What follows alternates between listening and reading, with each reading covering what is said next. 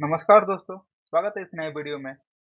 7 अक्टूबर को जब हमास के द्वारा इजराइल पे अटैक होता है एंड उस अटैक में नियरली 200 2500 सिटीजन्स मारे जाते हैं इजराइल के एंड नियरली 200 होस्टेज बना के हमास के द्वारा इजरायली सिटीजन्स को गाजा पट्टी में ले जाया जाता है। उसके बाद इजराइल क्या करता है, हमास के खिलाफ एक ऑपरेशन स्टार्ट करता है एंड वो ऑपरेशन लड़ता जा रहा था। तो बीच-बीच में जो ईरान का सपोर्टर हिजबुल्लाह ग्रुप है, वो इजराइल पे अटैक करता है जब इजराइल बैटल करता है हमास से। तो उस टाइम इजराइल हमास पे हिजबुल्लाह का कोई ज़्यादा कड़ा रिएक्शन नहीं देता है। बट हिजबुल्लाह ने जो अटैक करता है नॉर्थ के पार्ट पे इजराइल के, वहाँ पे बहुत सारा क्षतिग्रस्त एरिया होता है एंड बहुत सारे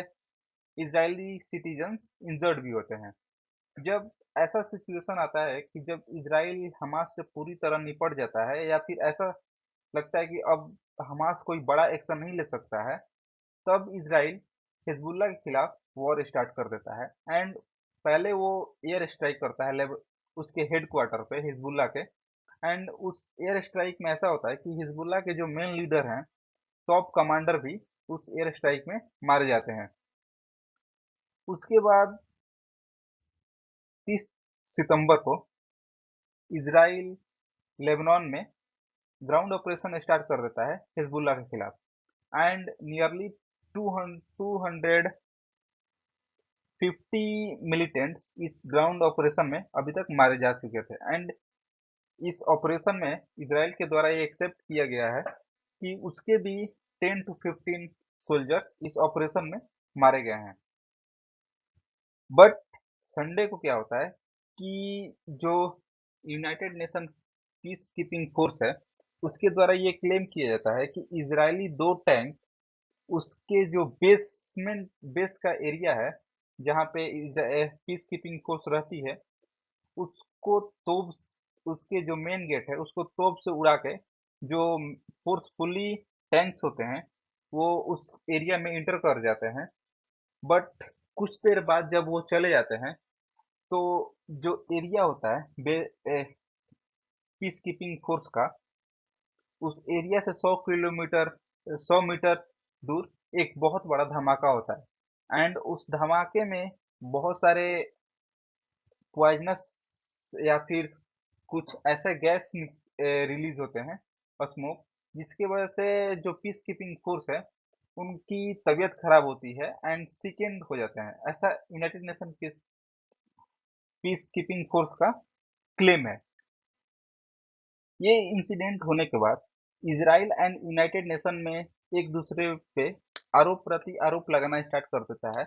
एंड यूनाइटेड नेशन ने ये कहा है कि जो इजराइल के द्वारा अभी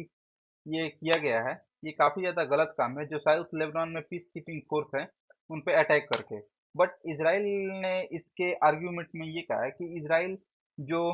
फोर्स पुश कर रहा है लेबनान में, वो इसलिए पुश कर रहा है कि जो ईरान द्वारा बैक मिलिटेंट हिजबुल्लाह ग्रुप है, उसके जो मिलिट्री इंफ्रास्ट्रक्चर है, उसको पूरी तरह से खत्म करना इजराइल का मतलब रिस्पॉन्सिबिलिटी है। क्योंकि उसके वजह से जो वहाँ के नॉर्थ बॉर्डर पे इजराइल के जो सिटीजन्स हैं, वो जो हिजबुल्लाह के रॉकेट के द्वारा वो डर के मारे कहीं इजराइल में और जगह शिफ्ट हो गए हैं, वो अपने घर को छोड़ चुके हैं। तो इजराइल इसलिए ये सब कर रहा है। तो जब यूनाइटेड नेशन के द्वारा ये कहा गया कि इजराइल ने लॉ को वायलेट किया है उस जो पीस कीपिंग फोर्स पे अटैक करके, तो उसके बाद ये होता है कि जो हिजबुल्लाह ग्रुप है वो इस चीज को कंडेम करता है एंड बहुत सारे इजराइल के जो एलाइज नेशन है, फ्रेंडली नेशन है, वो भी इस चीज को कंडेम करते हैं कि इजराइल के द्वारा जो पीस कीपिंग फोर्स के खिलाफ अटैक किया गया है, ये काफी ज्यादा गलत है। तो फिर उसके बाद जब ये सब इंसिडेंट घटता है एंड बाकी सब कंट्रीज के कमेंट आ जाते हैं, तो इजराइल के जो एनर्जी मिनिस्टर हैं एली कोहेन, वो मंडे को आके यूनाइटेड नेशन पे ये आरोप लगाते हैं, United nation piece keeping force पे ये आरोप लगाते हैं कि जो United nation piece keeping force है वो यूजलेस फोर्स है, बिकॉज क्योंकि जो United nation piece keeping force को ये काम दिया गया था, या उन्हें हम लेबनान के साउथ में इसलिए रखा गया था ताकि इसराइल को प्रोटेक्ट कर सके फ्रॉम हिजबुल्लाह अटैक। बट वो लोग इस चीज में अनसक्सेसफुल रहे हैं, तो वो चाहते हैं कि जो ये फोर्स है इसको अप ड्रॉ कर लिया जाए, विड्रॉ कर लिया जाए उस एरिया से जो एरिया वॉर जोन हिजबुल्लाह और इसराइल के बीच बनी हुई है। एंड स्टेट ऑफ इसराइल का भी यही कहना है कि जो इसराइल अपने सिटीजन्स की सेफ्टी के लिए कोई भी स्टेप उठाने में मतलब पीछे नहीं हटेगा। कोई भी स्टेप उठा सकता है, वो किसी के खिलाफ उठा सकता है अपने सिटीजन्स के लिए। एंड उसने ये भी कहा है कि अगर यूनाइटेड नेशन हमारा हेल्प नहीं कर सकता है तो एटलीस्ट इतना करे कि जो हिजबुल्ला और हमारे बीच जो यूज चल रही है उसमें इंटरफेयर ना करे। एंड जो यूज जो कॉम्बैक्ट इंडिया इजराइल और हिजबुल्लाह के बीच में कॉम्बैक्ट जोन है उसमें इंटरफेयर करने की कोशिश ना करे, या अपने जितने भी पर्सनल हैं उनको वहां से हटा ले। तो इस डिस्प्यूट के बाद बेंजामिन नेतन्याहू ने भी कहा है कि जो पीस कीपिंग फोर्स है इसको हटाना इसलिए जरूरी मतलब है क्योंकि जो हिजबुल्लाह ग्रुप है पीस कीपिंग फोर्स को as a human shield use करता है अपने प्रोटेक्शन के लिए। तो ये स्टेटमेंट जब बेंजामिन नेतन्याहू ने दिया तो हिजबुल्लाह भी इस चीज को खंडित करते हुए ये कहता है कि जो हिजबुल्लाह ग्रुप है इस चीज को पीस कीपिंग फोर्स को प्रोटेक्शन की तरह यूज नहीं करता है। मतलब इन दोनों का कभी मतलब ऐसा रिलेशन ही नहीं है। ये हिजबुल्लाह ग्रुप के द्वारा जो स्टेटमेंट बेंजामिन नेतन्याहू के द्वारा दी गई है उसको पूरी तरह से खारिज कर देता है। इन जुलाई 1992 जब इसराइल ने लेबनान पे अटैक किया था सेकेंड टाइम सब्सिक्वेंटली लगातार, तो उस कंट्री में स्टेबिलिटी बनाने के लिए एक सिक्योरिटी जोन बनाया गया था उस कंट्री के अंदर। एंड ये सिक्योरिटी जोन तब तक था जब तक ले इसराइल के द्वारा 2000 में अपने पूरी मिलिट्री को या फिर अपने एक एक सोल्जर को उस कंट्री से विड्रॉ न कर लिया जाए। तो 90 इस जब इसराइल ने 2000 में अपने सारे सैनिकों को लेबनान से विड्रॉ कर लिया, उसके बाद यूनाइटेड नेशन के द्वारा एक ब्लू लाइन जोन बनाया जाता है। एंड ये जो ब्लू लाइन जोन है स्पेनिंग 120 किलोमीटर मतलब around 75 miles long southern Lebanon to ensure a complete withdrawal of एक एरिया बनाया जाता है जिसमें ये माना जाता है कि इसराइल के जो फोर्स है वो उस एरिया से मतलब कंप्लीटली पूरी तरह से अपने सैनिकों को विड्रॉ कर लेंगे। एंड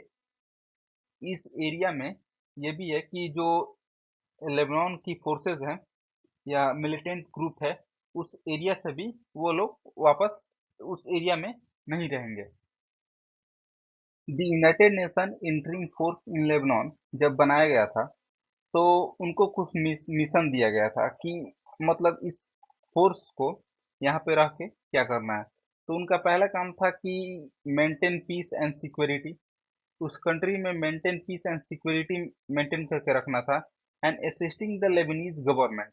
तक, और ये भी सुनिश्चित कर सके कि जो लेबनीज गवर्नमेंट है वो प्रॉपर वे में काम करे एंड उसके जो कंट्री की डेवलपमेंट में हेल्प करे। एंड पीस कीपिंग फोर्स को कुछ पावर्स भी दिए गए थे, जैसे while the piece keeping force mission the truth can be use a force in the certain circumstances. जो ट्रूप थे सोल्जर थे वो अपने मतलब फोर्स को यूज कर सकते थे कुछ मतलब डिफरेंट सर्कमस्टांसेस, जैसे क्रिटिकल सिचुएशन अगर क्रिएट हो जाती है कंट्री में या फिर सिविल वॉर लाइक सिचुएशन बनता है तो उस सिचुएशन में उस फोर्स का यूज कर सकते थे खुद की रक्षा के लिए एंड सिविलियन के प्रोटेक्शन के लिए। and imminent threat of violence and the protest under the UN personal facilities and equipment। और ऐसे मतलब थ्रेट और वायलेंस से बचने के लिए ताकि जो UN personal facilities and equipment को थ्रेट पहुंचे, इन सब चीजों के लिए ये जो पीस कीपिंग फोर्स है वो केवल फोर्स क्या या फिर मिलिट्री का यूज कर सकती थी। ये लेबनीज में जो पीस कीपिंग फोर्स है उनकी इमेज है। इसके बाद अभी जब इसराइल ने हिजबुल्ला के मेन लीडर को मार दिया था एंड हमास के जो मेन लीडर को मार दिया था, उसके बाद उसके रिस्पॉन्स में ईरान ने इसराइल पे 1 अक्टूबर को लॉन्ग रेंज मिसाइल 200 से लमसम दागी थी, जिससे इसराइल में काफ़ी ज़्यादा नहीं बट कुछ मिसाइलें उसके ग्राउंड पर टच हुई थी एंड इंफ्रास्ट्रक्चर डैमेज हुआ था एंड कुछ डेथ हुई थी। तो इसके बाद इसराइल ने वार्निंग दी थी कि इसका रिस्पॉन्स इसराइल कभी भी दे सकता है। तो इसराइल ने अभी तक रिस्पॉन्स दिया नहीं है बट बहुत लोग मान रहे हैं कि इसराइल इसका रिस्पॉन्स देगा। तो उसके वजह से क्या होता है कि मिडिल ईस्ट में अभी काफ़ी ज़्यादा मतलब हाई अलर्ट पे वो रीजन अभी बना हुआ है एंड इसराइल ने हम ईरान ने अपने सारे फ्लाइट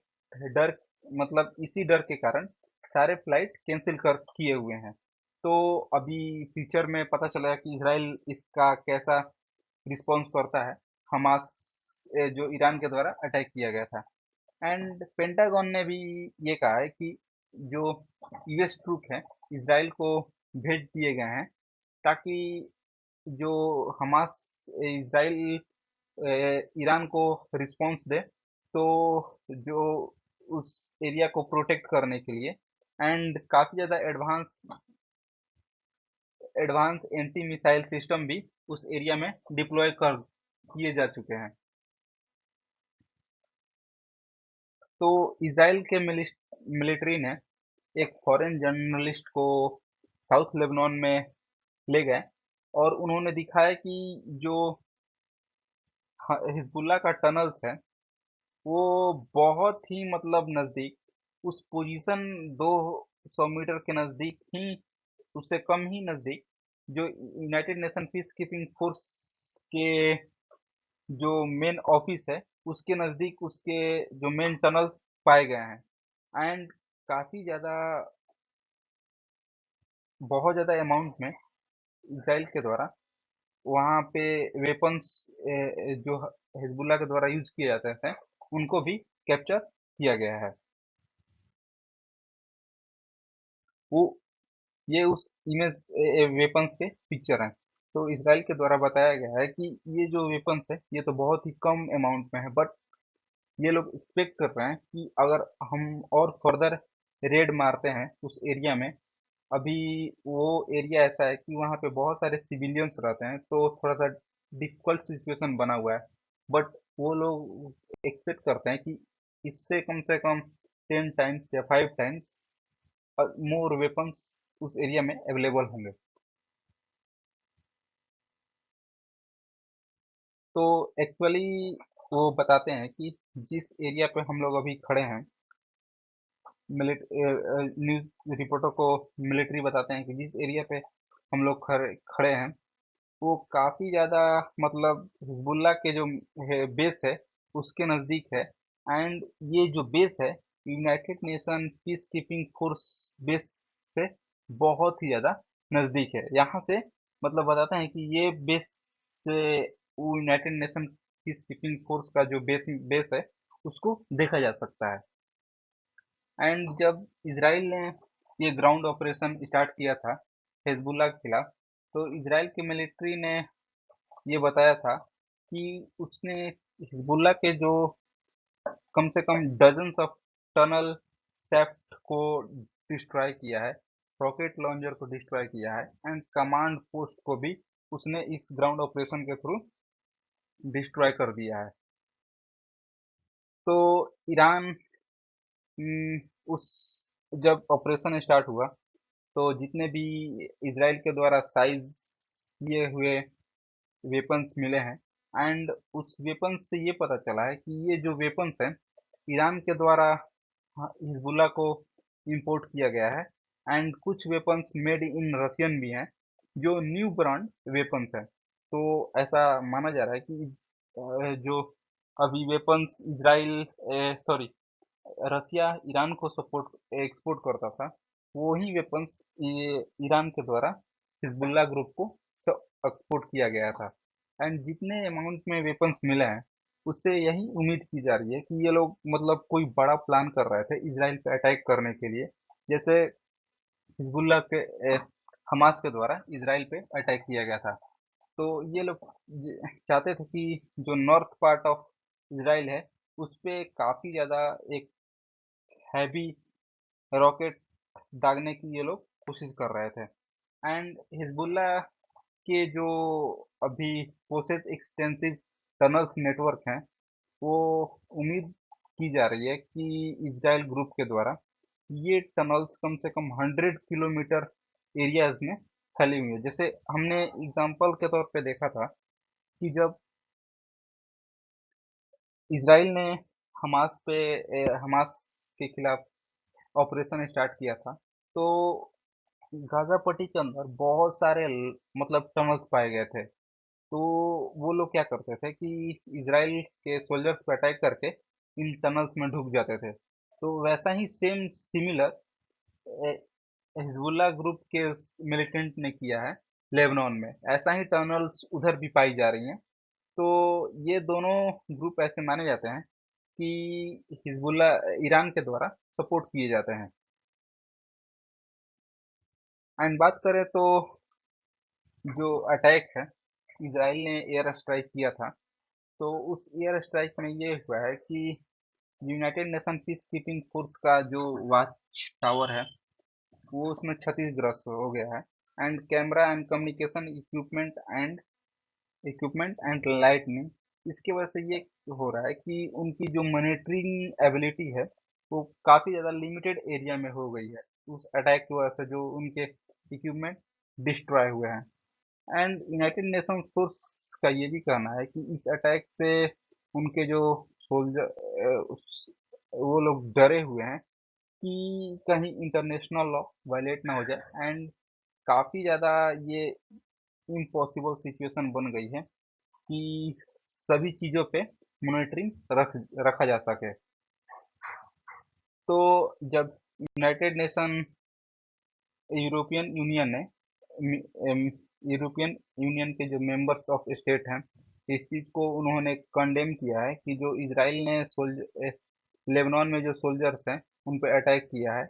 एंड उन्होंने बताया है कि ये जो अटैक है कम्प्लीटली अनएक्सेप्टेबल इसे मानते हैं यूरोपियन यूनियन के जो मेंबर हैं।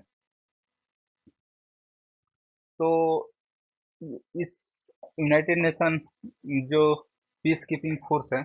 इसमें बात करें तो यूएई कंट्रीज के जो सोल्जर्स इस फोर्स में अभी हैं, तो उनमें से कुछ कंट्रीज है फ्रांस है, इटली है, स्पेन है। And thousand of the troops in the two 10,000 strong piece keeping force mission in the south Lebanon. तो इन सब कंट्रीज से कम 1000 ऑफ ट्रूप्स इन 3 कंट्रीज से 10,000 पीस कीपिंग फोर्स में उनके अवेलेबल हैं। एंड इसराइल का जो ऑपरेशन है, इसका एम ये है कि जो वहाँ के नॉर्थन पार्ट के इसराइल के जो सिटीजन्स हैं, हिजबुल्ला के अटैक की वजह से वो लोग डिस्प्लेस हो गए हैं, कहीं चले गए हैं, मतलब इसराइल के दूसरे जगह में डर डर के सिचुएशन से। तो उनको वापस लाना है उस एरिया में, और उनकी सेफ्टी को मतलब इंश्योर करना है। इसराइल के यही मेन मोटिव है इस वॉर को लड़ने का। तो अभी जो United nation piece keeping force है, उसको हर एक साल मैनुअली मैंडेट किया जाता है लेबनान के रिक्वेस्ट के द्वारा। एंड एक इस चीज जो अभी पीस कीपिंग फोर्स है, इसको मैंडेट करके इसको इसका जो टाइमिंग है, इसको एक्सटेंड करके बढ़ा दिया गया है 21 अगस्त 2025 तक उस लेबनान में पीस कीपिंग फोर्स की एबिलिटी रहने का। तो वीडियो पे यहीं पे एंड करते हैं। वीडियो अच्छा लगा हो तो लाइक एंड सब्सक्राइब कर दे। Thank you for the watching this video.